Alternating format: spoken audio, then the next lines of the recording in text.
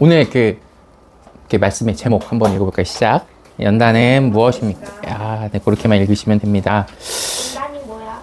오늘 그걸 할 거예요. 자, 이게 우리는 연단하면 교회에서 많이 사용하는 단어이지만 제가 이 단어를 이렇게 옛날에도 했는데 이게 뭔가 주제를 하나씩 지금 정리해 가는 시기이기도 하거든요. 동영상으로 정리하기 위해서 주제별로 하나씩 지금 정리해야겠다라고 해서 좀 하는 편인데 우리 가은이가 모를 것 같다는 생각이 딱 들었어요.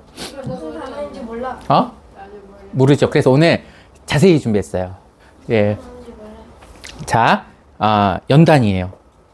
보통 연단은 교회에서는 이렇게 많이 써요. 여러분 아까 믿음이 어떻게 힘들어도 믿음이 강하게 된다. 이렇게 쓰이잖아요. 칼 이렇게 뜨겁게 밟아서. 뭐 그 비슷한 게 있어요. 자, 그럼 바로 그 연단에 대해서 어학사전이 있습니다. 네이버 사전을 찾아보면 첫 번째 이렇게 돼 있어요. 쇠붙이를 불에 달군 후 두드려서 단단하게 하다. 이게 첫 번째 뜻이에요. 그쵸. 연단하다라는 거는 옛날에 쇠가 있잖아. 지금도 쇠를 칼을 만들 때 이런 칼 블럭을 불에 달궜다가 이렇게 물렁해지면 계속 두들겨서 강하게 해줘. 그래야 돼요. 단단하게 하려면 지금은 다양한 방법이 있어요. 지금은 두들겨서 단단하게 하는 방법은 옛날 방법이고 지금은 뭘 섞어요. 섞어서 불순물을 빼기도 하고 다른 어떤 금속을 섞어서 강하게 하기도 하고 여러 이제 탄소나 뭐 이런 것들을 조절해서 하는데 옛날에는 다 두들겨가지고 강하게 했어요. 그런 것들이 강하게 하는 방법이 하나 알았던 거죠. 그래서 오늘 이제 스가랴 13장을 제가 했는데 스가랴 13장의 맨 마지막이 주제가 연단이거든요. 그래서 이걸 한 것도 있고 이 연단에 대해서 좀 뜻도 알려주고 왜 우리가 연단인지 알려고 합니다. 그럼 말씀부터 읽어볼게요. 말씀 스가랴 13장 7절, 8절, 9절 다 같이 읽겠습니다. 시작. 가라 깨어 내 목자를 쳐라. 나와 사이가 가까운 그 사람을 쳐라. 나 만군의 주가 하는 말이다. 목자를 쳐라. 그러면 양떼가 흩어질 것이다. 나 또한 그 어린 것들을 칠 것이다. 온 땅을 치면 3분의 2가 멸망하여 죽고 3분의 1만 살아남게 될 것이다. 나 주가 하는 말이다. 3분의 1은 내가 불 속에 집어넣어서 은을 단련하듯이 단련하고 금을 시험하듯이 시험하겠다. 그들은 내 이름을 부르고 나는 그들에게 응답할 것이다. 나는 그들을 내 백성이라 부르고 그들은 나를 우리 하나님이라고 부를 것이다. 자, 여기 보면은 9절에 내가 불 속에 집어넣어서 은을 단련하듯이 단련하고 3분의 1을 은을 불 속에 집어넣는데요. 자, 이게 무슨 말씀이시냐면 7절에 하나님께서 내 목자를 치라고 했는데 이 목자는 선한 목자예요. 선한 목자가 없어지는 거예요. 믿는 자들에게 선한 목자가 필요할 것 같잖아요. 그죠? 근데 하나님께서 이 선한 목자를 치신대요. 자, 그리고 어떤 일이 일어나냐면 8절에 그 다음에 선한 목자를 치는 게 아니라 그 다음에 뭐를 쳐요? 이 땅을 칩니다. 이 땅을 심판하시거나 이렇게 됩니다. 바바바박 치시죠. 그러면은 3분의 2는 죽고 3분의 1만 남는데요. 이게 정확하게 숫자는 아니에요. 그러나 우리는 3분의 2가 뭘 뜻하는지 3분의 1가 뭘 뜻하는지가 중요한 게 아니라 우리는 죽는 3분의 2겠어요? 살아남는 3분의 1이겠어요? 살아남는 3분의 1이겠죠. 그럼 3분의 1에게 뭘 하시느냐 보니까 9절에 7절에 분명히 선한 목자가 쳐서 없어지고 그 다음에 8절에 온 땅은 또 쳐서 막 사람들이 죽는 환경이면 좋은 환경이겠어요? 좋은 환경이지 않겠어요? 안 좋은 환경일 것 같잖아요. 그죠? 그런데 그 환경 가운데 하나님께서 뭘 하신다면 3분의 1을 불 속에 집어넣는데요. 살아남는 3분의 1. 그럼 다 죽는 거야. 그치. 다 죽는 게 아니라 죽지 않고 그 사람을 불에 넣는 거는 은을 단련하듯이 단련하기 위해 넣는 거래요. 그쵸? 금을 시험하듯이 시험하겠다. 라고 하죠. 그죠? 맞나요? 불 속에 넣는데 금을 이게 좀 이따 용어를 정리해 줄게요. 이 번역이 왜 이렇게 번역이 왔다 갔다 하는지 좀 제가 뒤에 설명할게요. 안 죽고 단단하게 더 강하게 된다는 얘기예요. 남은 3분의 1은 죽는 가운데 있는 게 아니라 3분의 2는 죽잖아. 그지? 3분의 1은 더 뭐 하는 가운데 있어요? 더 강하게 하고 단련되고 더 이렇게 뛰어나게 되는 것에 하나님의 목적이 있대요. 많이 아플 것 같은데 그 시험의 목적을 뭐라고 하냐면은 단련돼서 자기의 백성이 단련돼서 하는 이야기 고백이 뭐냐면은 하나님을 우리 주 하나님이라고 부른대요. 자, 다시 나머지 3분의 1은 불에 던져져서 단련돼서 결국 그 불에 단련되고 은같이 되고 금같이 되는 그거를 뭐라고 그러냐면은 마지막에 연단이라고 그러는데 그 연단을 거쳐서 뭐가 되냐면은 하나님을 우리 주, 나의 주, 하나님이라고 이렇게 고백을 한대요. 자, 여기까지만 일단 이해만 하세요. 그러니까 여러분의 이해로 이해하라는 게 아니라 암기하세요. 그냥 암기하고 계세요. 이걸 왜 그렇게 되는지는 나중에 이제 볼 건데. 자, 근데 이렇게 연단이라는 단어가 쇠붙이에 쓰이면은 단단하게 되는 거잖아요. 근데 어학사전에서는 이렇게 돼요. 몸과 마음을 굳세게 하다. 그러니까 쇠붙이에만 연단이 있는 게 아니라 몸도 연단해요. 운동선수들이 막 연단하죠. 그 몸이 더 강하게 되죠. 근데 마음도 단단하게 되어지는 것도 있대요. 어학사전에 보면 그렇다는 거예요. 그렇게 하려면 어떤 일이나 과정을 계속 반복해서 익숙하게 해야 된대요. 뭐 이게 그거예요. 우리 유은이가 영어학원 다니는데 어려운 이유가 뭐냐면은 연단이 되어지지 않아서 그래요. 수학은 비교적 같은 시간에 공부해도 그렇게 힘들지 않는 것은 연단되어져서 그렇죠. 많이 해봤어요. 그 어려움을 많이 겪어보고 이겨냈던 경험이 있어요. 긴 시간 동안 풀어냈던 경험들이 4, 5년, 6년 쭉 쌓였어요. 근데 영어는 이제 시작하니까 어때요? 3시간, 4시간만 해도 수학의 반만 해도 너무 힘든 거예요. 왜냐면 영어라는 어려움과 낯섦을 연단되지 않았기 때문에 그 어려움을 막다뜨려 본 적이 별로 없고 해결해 본 적이 그렇게 많지 않기 때문에 힘들게 되죠. 그래서 그런 시간이 반복되면 그것도 언젠가는 쉬워지겠죠. 뭐 이제 이런 때에 보통 연단이라는 단어를 씁니다. 싫어. 영어 싫어. 자, 여기 보면 근데 구절이 이렇게 돼 있어요. 단련하다, 시험하다 라는 게 같이 나오잖아요. 그죠? 단련하고 시험하다, 단련하다, 시험하다, 연단하다, 시험하다 같이 나오잖아요. 사실 원어는 같아요. 원어는 같아요. 그렇게 보시면 돼요. 자, 그럼 무엇이 연단되는 거예요? 아까 보면 하나님이라고 말하는 거는 베드로전서 1장 7절 적혀 있죠. 베드로전서 1장 7절 적혀 있죠. 다 같이 읽고 시작. 너의 믿음의 시련이 불라 연단하여도 없어질 금보다. 네, 우리의 뭐가 연단되는 거예요? 여기서 보면 요나? 여기서 보면 뭘 연단시키는 거예요? 믿음을 연단시키는 거죠. 야고보서 1장 2절에서 4절까지도 2절 4절 우리 읽어볼까요? 시작. 형제자매 여러분, 여러 가지 시험에 빠질 때에 그것을 더할 나위 없는 기쁨으로 생각하십시오. 여러분은 견뎌내는 힘을 충분히 발휘하여 조금도 부족함이 없이 완전하고 성숙한 사람이 되십시오. 여기서는 여러 가지 시험에 빠질 때에 이 연단, 무엇을 믿음을 연단하는 건데 그렇게 되면 어떻게 되는 거예요? 결과가 어떻게 돼요? 4절에 보면은 조금도 부족함이 없이 완전하고 성숙한 사람이 되는 것에 하나님의 목적이 있대요. 어렵지? 자, 어려움이 있어. 하나님 주신 어려움이 있어. 믿음에 어려움이 있어. 믿기 어려운 상황에서 믿어야 되는 게 있어. 그걸 지나면 부족하지 않고 성숙한 사람이 되고 훌륭한 사람이 된대. 하나님 보시기에. 근데 어려움이 싫잖아. 그치? 간이 지금 듣는 가운데 불이나 어려움이나 시험이라는 단어가 많이 이게 귀에 맴돌아요. 아니면은 믿음이 더 강해져서 좋구나. 내가 부족함이 없이 이렇게 완전히 잘 성숙해서 좋구나가 먼저 들어와요. 어려워요? 어떤 게 어려워요? 힘들 것 같아서 어렵다고? 내용이 어려운 게 아니라 그 과정이 너무 어려울 것 같다 그 얘기지? 그건 들으면 해결돼. 들으면 해결돼요. 그것도 얘기할 거예요.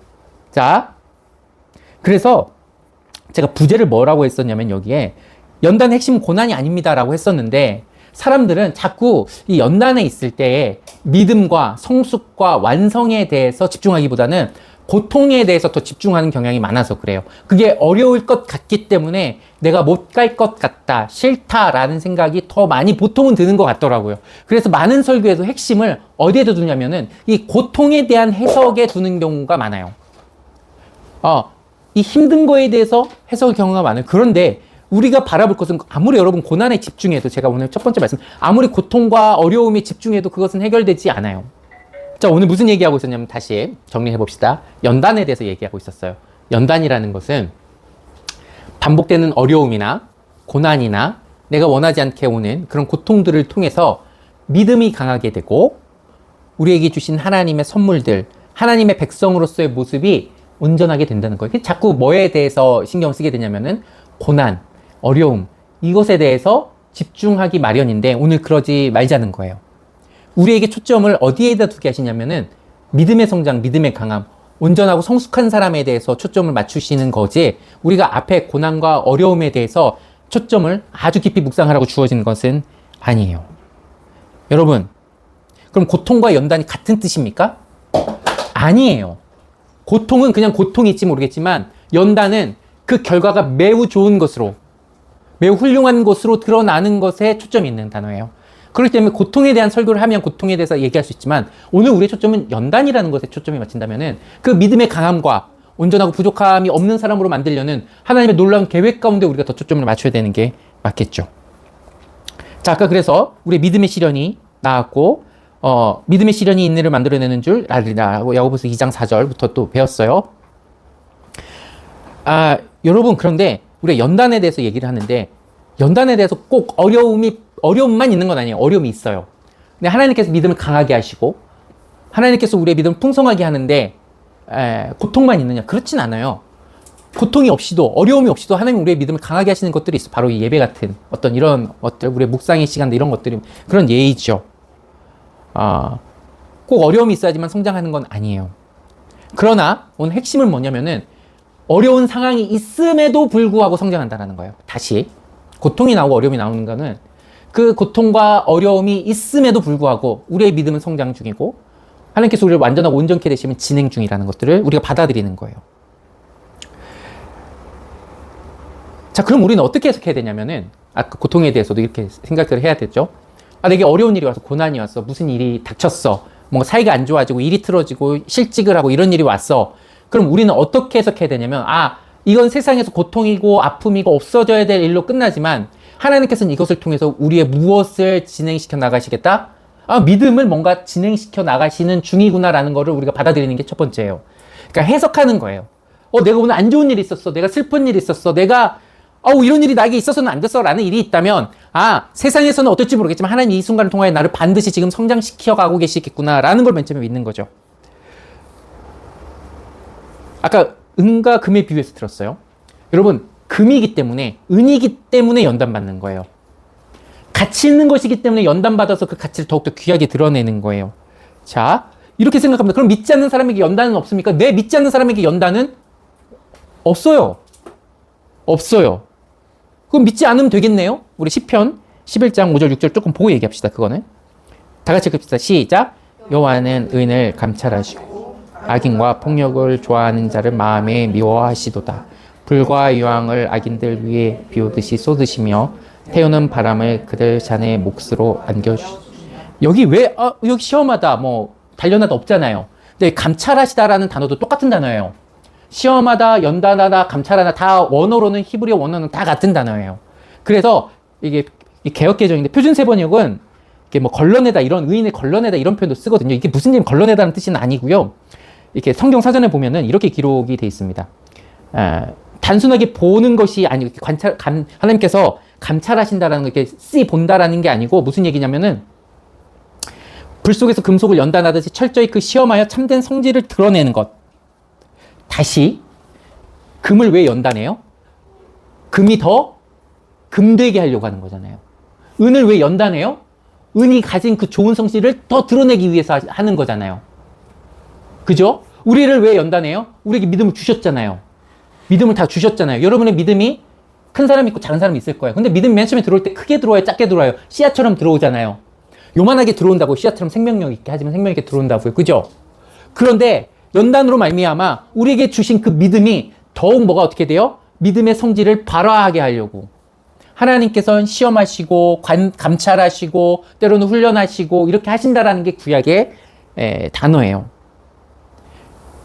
이 감찰하시다라는 말은 시험하시다, 단련하시다하고 동일어입니다. 그래서 자꾸 번역이 이거를 혼용을 해요. 이 단어의 뜻이 다 있어요, 원어에서. 그래서 때에 맞게끔 하는데 한 단어로 끝나지 않아요. 이 단어는 뭐냐면 하나님의 의도가 있어서요. 단순하게 해석하면 안 돼요.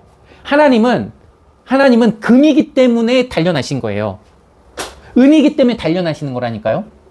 귀하기 때문에 단련하시기 시작하시는 거예요. 자, 여러분이 만약에 혼자 살려고 한다면 관계에 어려움이 있을까요? 없을까요? 없죠. 그러나 같이 사는 것을 좋게 여기고 더불어 사는 것을 중요하게 생각해갖고 더불어 살려고 해요. 결혼을 해요. 자녀를 낳아요. 그러면은 좋은 게 분명히 있죠. 좋은 행복한 가치들이 있으니까 같이 살기 좋은 것도 있지만 분명히 그 가운데 어려움이 있어요, 없어요? 반드시 있어요. 혹시 같이 관계를 맺으려고 하고 이렇게 친하게 지내려고 하는데 어려움이 아예 없는 거 되게 이상한 거거든요. 근데 어려움이 오면 이렇게 해석해요. 어려움이 오니까 우리 관계 그만둬. 라고 생각하는 게 이 세상의 생각이라면 크리스찬에게는 어떻게 주셨냐면은 우리가 서로 사는데 어려움이 있어? 우리가 이 어려움 때문에 결국은 더 관계가 좋아지고 사랑하게 되고 내가 아끼게 되고 이렇게 되는 걸로 우리는 나아가고 있어 라고 하는 게 그리스도인에게 주신 생각이에요. 다시 세상은 이 좋은 가치들, 좋게 여겨지는 것들을 위해서 도전하다가 다툼이 있고 사랑하려고 했는데 왜 더 싸우지? 사랑하려고 했는데 왜 더 이런 게 일어나지? 사랑하려고 했는데 왜 관계가 더 어려워지지? 라고 해서 그것을 가치 없게 여겨요. 중간에 결혼해봤자 소용없어. 같이 살아봤자 그거 아무 소용없는 거야. 사람은 원래 그런 거야 라고 하지만 우린 그렇게 생각 안 한다고요. 오히려 그 어려움 때문에 우리를 더 강하게 하실 거라고 하는 걸 믿는 거죠. 사랑이 더욱더 굳게 하실 거라고 믿는 거죠. 죄인들에게는 어떻습니까? 8절에 이렇게 기록됐습니다. 불과 유황을 악인들 위해 비오듯이 쏟으시며. 의인들은 불이 어떻게 돼요? 단련하기 위한 불이죠. 그죠? 이 죄인들에게 쏟으시는 유황, 이 불은 뭡니까? 불과 유황은 소멸되는 불이에요. 그들은 연단되지 않아요.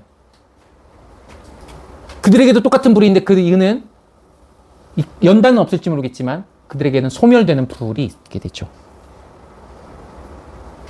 불을 피하느냐 안 피하느냐가 아니에요. 우리가 소멸하는 불 가운데 있을 것인가? 연단되는 불 가운데 있을 것인가? 둘 중에 하나죠, 사실은. 우리는 그러면은 적용하기 위해서 아브라함에게 어떻게 이 믿음을 연단하신지 좀 보려고 합니다. 히브리서 11장 17절입니다. 다 같이 읽을게요. 시작. 아브라함은 시험을 받을 때 믿음으로 이삭을 드렸습니다. 똑같은 단어예요. 시험, 연단 다 똑같은 단어입니다. 자, 아브라함이 여러분 몇 세에 부름을 받냐면 75세에 부름을 받잖아요. 그죠? 근데 맨 처음에 가나안 땅에 도착했더니 뭘 겪습니까? 맨 처음에 예배 드려요. 예배 드리고 나서 뭘 겪습니까? 그 땅에 가난이 찾아와요. 곡식이 열리지 않아요. 배고픔이 찾아와요. 하나님께서 부르신 땅인데 풍성하고 하나님 무슨 약속을 하셨습니까? 복이 되게 하시겠다고 하셨잖아요. 너로 인해 큰 민족이 되게 하겠다고 하셨잖아요. 그런데 자기 자녀가 당장 생기지 않을 뿐더러 이 땅은 가난해요. 어떻게 내가 번성하겠다는 거예요? 라고 생각을 해요. 그래서 하나님께서 나중에 이걸 해결하신 다음에 또 무슨 얘기를 하냐면 자녀를 주시겠다고 했는데 75세에 부름받았잖아요. 근데 95세가 되도록 자녀가 있을까요? 없을까요? 물론 즉 지나가도 자기의 이제 사라 자기 아내의 자녀가 없잖아요. 그죠? 그래서 이스마엘을 낳게 되잖아요. 근데 하나님께서 그걸 인정하세요? 안 하세요? 안 하시죠. 안 하시죠. 하나님께서는 이삭을 25년 100세의 아들을 이렇게 낳게 하시면 25년 동안 기다리게 하시잖아요. 이게 하나님의 복입니까? 라는 생각이 들게끔 하신다 얘기예요. 그리고 자녀를 주셨는데 갑자기 오늘같이 뭐라 그래요? 이삭을 내놓으래요. 이렇게 하래요. 제물로 드리래요. 너무 이상하잖아. 그죠? 하나님께서 시험하는 것들을 나타내는 거예요. 연단하는 과정이에요. 우리는 이걸 알아요. 그죠? 자, 우리 생각해 봅시다. 하나는 아브라함이 겪었던 일을 봅시다. 그거는 하나님을 믿었기 때문에 발생한 일도 있죠. 그죠? 그러나 하나님을 믿지 않았어도 발생할 만한 일은 많았다는 거예요. 다시. 아브라함이 겪었던 일은 믿었기 때문에 발생한 일도 있지만 믿지 않았어도 어차피 발생할 일들이 많아요. 여러분, 땅에 기근이 오고 가난하게 되는 것은 하나님을 믿어야지만 오는 일이 아니고요. 언제든지 있을 수 있는 일이에요. 누구나 겪는 일이에요. 예를 들어 그 가나안 땅 있잖아요. 믿는 아브라함에게만 가난함, 기근이 찾아왔어요. 가나안에 있는 모든 사람에게 기근이 찾아왔어요. 가나안에 있는 모든 사람에게 기근이 찾아왔잖아요. 굶주림이 찾아왔잖아요. 그죠? 믿지 않는 사람에게도 동일한 환경이 주어져요. 아브라함이 여러분 믿지 않았을 때 하나님의 온전히 부름을 받기 이전에도 자녀가 있었어요? 없었어요? 그때도 없었어요. 지금도 없지만. 맞나요? 환경으로만 보자면, 환경이 어려움으로만 보자면 믿든 믿지 않든 비슷하다는 얘기예요. 가은이 학교 다니지, 그지? 가은이 학교에서 어려운 일도 있지, 좋은 일도 있지만, 그치? 그 어려운 일을 가은이만 겪고 친구들도 겪는 친구들이 있어. 겪는 친구들이 있지. 몇 안 돼. 오케이, 좋아. 몇 안 될 수도 있고, 오히려 괴롭히는 애들도 있을 수 있고, 그지? 누구나 겪는 사람들이 믿어서만이 아니라 겪는 사람들이 있다고요. 무슨 얘기 하려고 하냐면은 하나님의 연단이라는 거는 우리에게 특별한 어려움을 막 주입해서 주는 것도 있어요. 맨 나중에 그렇지. 아들을 바치라는 건 그렇겠죠.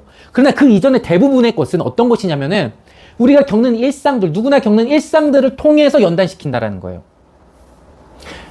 다시 우리가 겪는 어려움과 이런 것들은 특별하게 하나님께서 우리에게 주실 수도 있지만 대부분은 여러분이 믿지 않는 사람들과 겪어내는 그 일상들 가운데 늘 찾아와요. 다만 그들도 어려움을 겪고 우리도 어려움을 겪죠. 다른 게 한 가지는 우리는 이것을 믿음으로 해석하고 믿음으로 받아들이고 믿음의 연단으로 받아들인다는 거고, 그들은 믿음의 연단이 없이 그냥 어려움은 어려움일 뿐이로 자기가 해석하는 그 해석의 사건으로 갈려져 버리는 거예요. 그 두 번째는, 그 믿음은 우리 일상으로 온다는 거고, 두 번째는 무슨 특징이 있냐면은 수많은 실패를 거쳐요. 아브라함이 맨 처음에 가나안이 찾아오죠. 어떻게 됩니까? 가나안으로 와서 가나안이 찾아오니까 애굽 땅으로 옮기잖아요. 그죠? 거기서 어떻게 됩니까? 무슨 일이? 자기가 보기엔 해답이라고 여겼던 땅이잖아요. 근데 거기 가서 어떻게 됩니까? 아내를 뺏기잖아요. 아내 되게 중요해요. 왜냐면 하나님의 약속은, 자녀의 약속은 아브라함에게만 주어진 게 아니에요. 아브라함과 그 아내에게, 둘이 그 결혼한 그 부부에게 주어진 거예요. 하나님께서는 아브라함만 중요한 게 아니었어요. 그 아내 사라도 중요했습니다. 왜냐면 그 둘 사이에 낳은 아들을 주기로 약속하신 것이기 때문에 그래요. 근데 아내를 뺏기면 하나님의 약속이 취소되는 것처럼 막 위기처럼 보여지잖아요. 그죠? 아브라함은 실패해요. 아까 이스마엘 말했죠. 기다려야 되는데, 믿음으로 기다려야 되는데 기다리지 못해서 이스마엘을 낳는 실수를 하기도 합니다. 그죠? 맞나요? 기억나요? 아브라함이 이삭을 낳는 25년을 못 기다리고 중간에 이스마엘이라는 아들을 낳잖아요. 사라의 종을 통해서. 그거 기억나요? 기억 안 나도 괜찮습니다. 이 시간에 배우면 되는 거니까. 다시 기억하면 돼요. 근데 우리가 여기서 시험 가운데 주목해야 되고 연단 가운데 주목해야 될 거는, 하나님께서는 이 시험을 하고 연단을 하실 때, 우리를 감찰하실 때 어디 잘하나 보자라고 팔짱 끼고 있으시는 게 아니고요. 연단을 하다가 계속 실패하잖아요. 그럼 어떻게 해요? 그 문제를 계속 해결해 주십니다. 잘 책망하시는 것 같지도 않아요. 계속 믿음으로 나가려고 하는 그 사람에게 넘어지는 그 사이에서 계속 믿음을 선택하지 않았을지라도 그 부르심에 계속 응답하려고 하면 계속 그것을 넘어가게 하시고 위기를 벗어나게 하십니다. 자, 아브라함이 자기 아내 사라를 뺏겼을 때 왜 뺏겼냐면은 거짓말했기 때문이거든요. 자기 아내라고 했어요? 자기 여동생이라고 했어요? 여동생이라고 했잖아요. 그래서 왕이 데려간 거잖아요. 근데 하나님께서 누구를 책망하시냐면은 아브라함을 책망하시는 게 아니라 이집트 왕에게, 애굽 왕에게 찾아가셔서 뭐라고 하신단 말이에요. 그죠? 너 왜 데려갔냐고. 뭐라고 그래요? 저 몰랐다고 이렇게 얘기하죠. 하나님께서는 아브라함에게 찾아가셔서 너 왜 거짓말했어? 라고 뭐라고 하셔야 될 것 같은데, 이집트 왕이 가서 너 왜 뺏었어? 라고 뭐라고 하신 다음에 오히려 그 재물까지 뻗쳐서 여기까지 오게 하신다고요. 우리가 시험이라고 생각하면, 아까 가은이가 어렵고 실패하고 뭐 힘들 거라고 생각, 실패해서 힘들고 어렵고 우리가 믿음을 선택하지 않을 때가 많죠. 그러나 우리가 이 길을 걸을 수 있는 이유는 우리가 그 불 가운데 견딜 수 있어서가 아니라, 불 가운데 반드시 우리가 이거 다 미션 컴플리트 성공할 수 있어서가 아니라, 실패하고 좌절하고 우리가 믿음을 선택하지 못할지라도 하나님께서는 그 가운데서 계속 우리를 이끌어내시고 의인으로서 만들어내 가시려고 우리에게 도움을 주시고 하기 때문에 우리가 이 시험을 통과할 수 있는 거예요.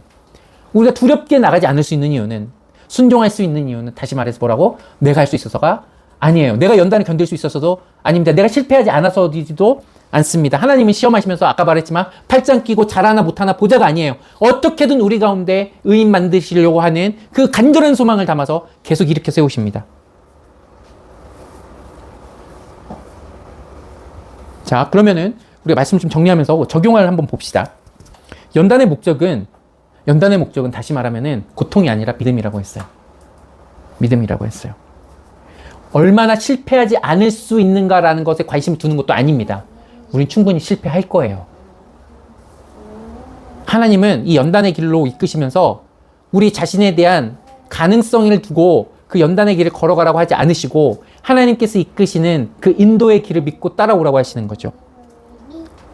여러분, 어려운 일이 없을 수도 있어요. 그러면 우리에게 지금 연단을 적용할 때 나에게 지금 어려운 일이 무엇이 있는가 생각하지 않으셔도 돼요.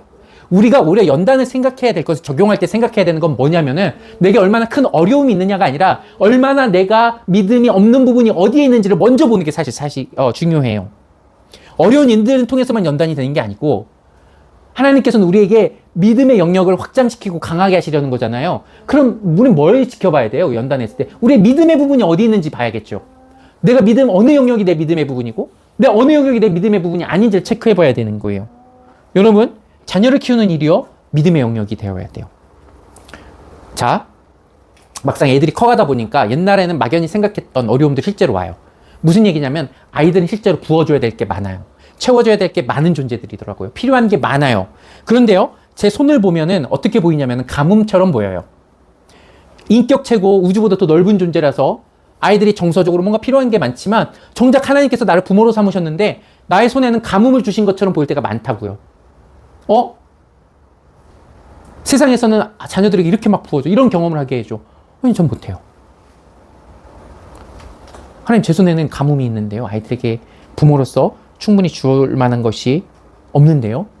라고 했을 때 도피처를 찾아야 됩니까? 나도 애굽처럼 내려가야지. 애굽이 답이다. 애굽으로 유학을 보내야지. 이게 답입니까? 아니, 그게 아니고 아브라함 애굽으로 갔잖아.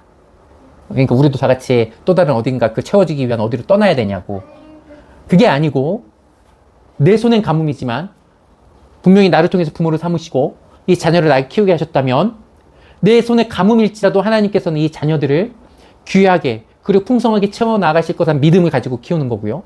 제가 비록 작은 것들을 했을지라도 그것들을 유효하게 하고 영향력 있게 하시는 하나님이 계신다는 걸 믿고 양육해야 돼요. 안 그러면 한없이 이 세상의 무엇으로 계속 채워주려고 해요. 자꾸 내 손을 부요하게 하려고 해요. 하나님 손에 들린 부요함을 간구하고 하나님이 손에 있는 풍성함을 바라보고 애들한테 가르치는 것이 아니라 자꾸 내 손을 강하게 하려고 한다고요. 믿음이 없으면 그렇다는 얘기예요. 그러나 믿음이 있으면 자꾸 이 아이들을 향한 하나님의 강한 손을 펼친 팔을 보게 되는 것이 바로 믿음이겠죠. 사역도 그래요. 저는 아직까지도 가끔 이렇게 기도합니다. 하나님, 저도 멋진 목사가 되고 싶어요. 저도요, 사역을 좀 잘했으면 좋겠어요. 사람들을 홀리는 기술도 있었으면 좋겠고요. 말을 잘해가지고 뭔가 사람들이 따뜻하게 느끼게 하는 그런 기술들. 그리고 기술만 있으면 안 되죠. 하나님, 마음도 따뜻해야 돼요. 그런 성품도 좀 있었으면 좋겠어요. 교회를 정말 기업 경영하듯이 사람들과 잘 연합하게 하는 그런 목사님들이 계시거든요. 그런 것도 있으면 좋잖아요. 하나님, 다 주세요. 다. 뭐 본질적인 것만 주시지 마시고 다 주세요. 근데 받아들여야 될 게 있어요. 하나님, 나에게 1달란트만 주셨다는 걸 믿어야 돼요. 그분에게 5달란트를 주셨잖아요. 나에게 1달란트만 주셨다는 걸 믿어야 돼요. 그리고 나에게 주신 1달란트로도 하나님께서는 충분히 일하실 것들이 있기 때문에 나에게 요만큼 주셨다는 걸 믿어야 되죠. 항상 내 부족함을 보면은 하나님이 일하시지 않는 것처럼 느껴질 때가 너무 많죠. 믿음은 여러분, 아까도 말했지만요, 내 손에, 내 성품에, 내 성격에, 내 기술에, 내 기능에 가난함이 보일 때 자꾸 믿음이 무너지기 마련이에요. 근데 하나님께서는 제게 왜 가난을 주십니까? 왜 1달란트만 주십니까? 왜 5달란트 받은 사람이 보이게 하세요? 나보고 포기하라고? 너 얼마 가진 거 없다고? 너 할 수 없다고? 그게 아니라 남은 4달란트만큼, 남은 10달란트만큼 하나님께서 하실 부분들이 있다는 걸 믿기 위해서 이만큼만 주시겠죠. 교회 환경이 가뭄처럼 보일 수가 있어요. 우리에게 적당한 예배처도 없고요. 뭔가 집중할 수 있는 여러 가지 다른 교회는 있는데 프로그램 엄청 많잖아요. 오륜교회 보고 깜짝 놀랐어요. 와, 이 많은 프로그램이 있고 이렇게 돈을 이렇게 쓰는구나. 우리도 돈 있으면 이렇게 쓸 텐데 라는 생각이 들죠.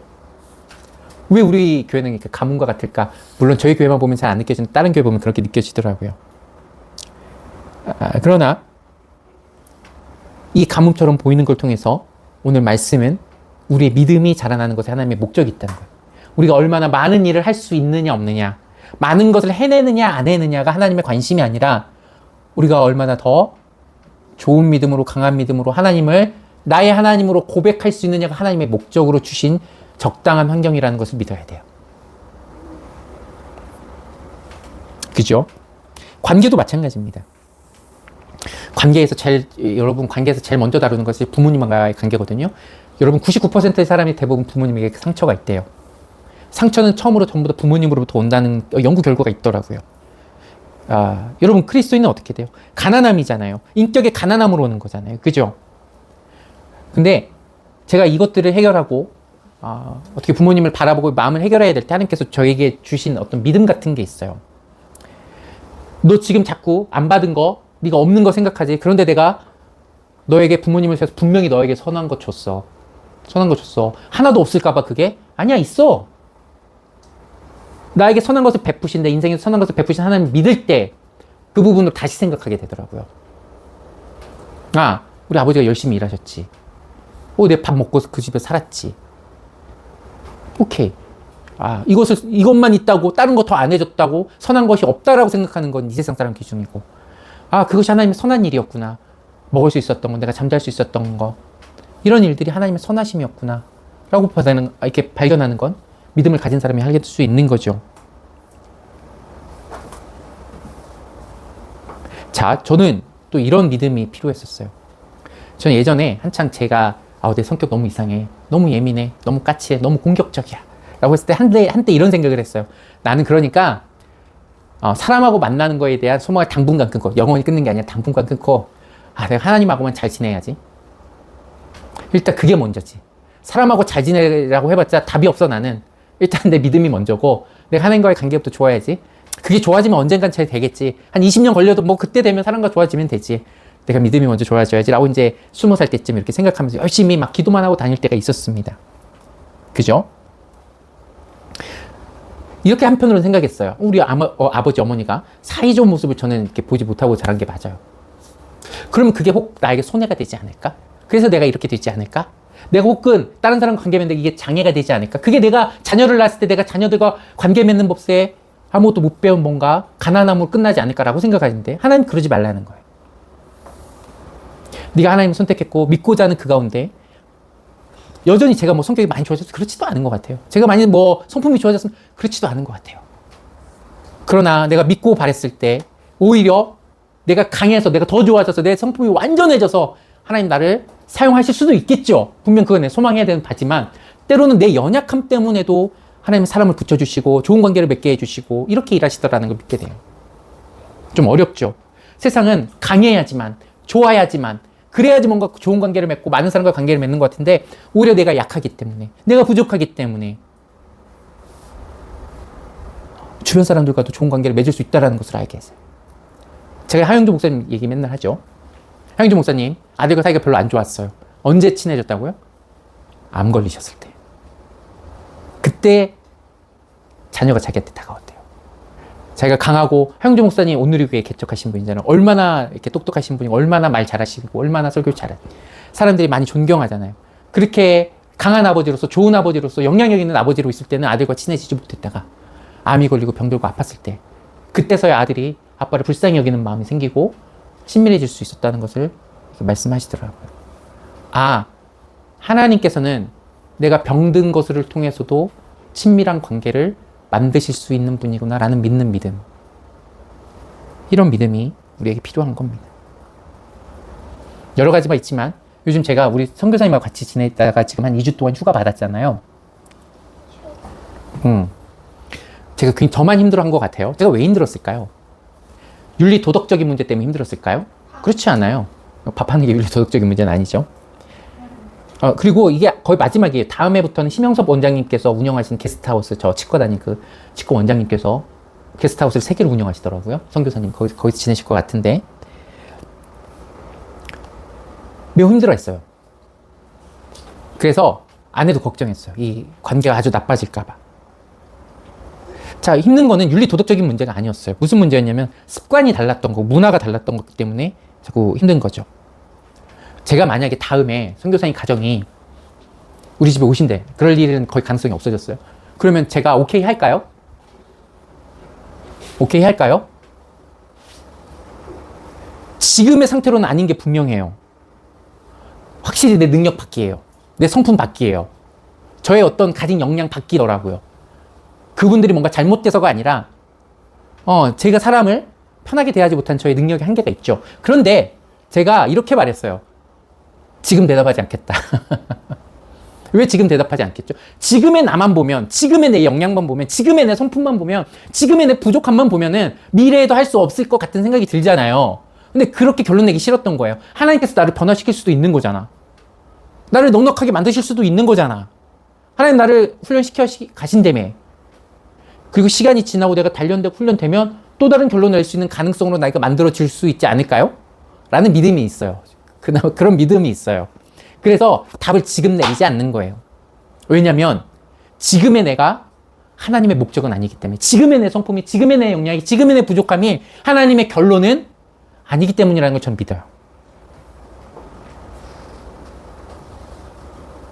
여러분, 오늘 우리는 연단에 대해서 얘기를 했고요. 우리 일상에서 오는 연단에 대해서 몇 가지 얘기를 들었어요. 관계에 대해서도 그렇고, 지금의 내 한계를 느끼는 것에 대해서도 그렇고, 내 부족함에 대해서 어떻게 바라봐야 되는지도 얘기를 했어요. 연단이라는 거는 믿음이라고 그랬잖아요. 우리가 부족하고, 우리가 부족해 보이고, 우리가 능력 없어 보이는 시간은 계속될걸요? 어느 순간 되면은, 내 손이 충분히 부요하다. 내 능력이 충분히 부요하다. 내 성품이 이 정도면 됐지라고 하는 순간은 오지 않을 것 같아요. 정말 사람을 품고 하나님의 사역처에 보여낸다는 것은 인간이 할 수 있는 일은 아닌 것 같아요. 그러니까 인간의 스스로의 능력을 할 수 있는 건 아닌 것 같아요. 늘 저를 성장시키신다 하시더라도 저 굉장히 부족할 것 같다는 생각이 늘 들어요. 그러나 하나님께서는 그 부족한 가움을 왜 우리에게 느끼게 하시냐면은 그것을 해결하시고 이끌어가시고 하시는 하나님을 믿는 믿음 가운데 살아가라고 늘 부족한 가운데 거하게 하시는 게 있어요, 분명히. 맞습니까? 여러분, 난 여러분이 삶의 모든 불편함과 어려움과 모자람과 내가 이래서 손해봤어, 이래서 안 돼, 세상은 이렇게 나가는 이것밖에 안 돼라고 할 수 있는 부분들이 있다면 그럼 그 부분이 믿음의 영역이 되길 바라요. 하나님 연단시키시는 여러분을 기대하시기를 바라요. 여러분의 지금의 모습을 결론으로 난 어쩔 수 없어 봐, 나 안 되나 봐. 아니에요. 믿으라고 그것을 느끼게 하신 거지. 좌절과 이것으로 결론 내는 건 세상의 일이지 우리의 일은 아닙니다. 우리 같이 기도하고 성찬 예배로 나아가겠습니다.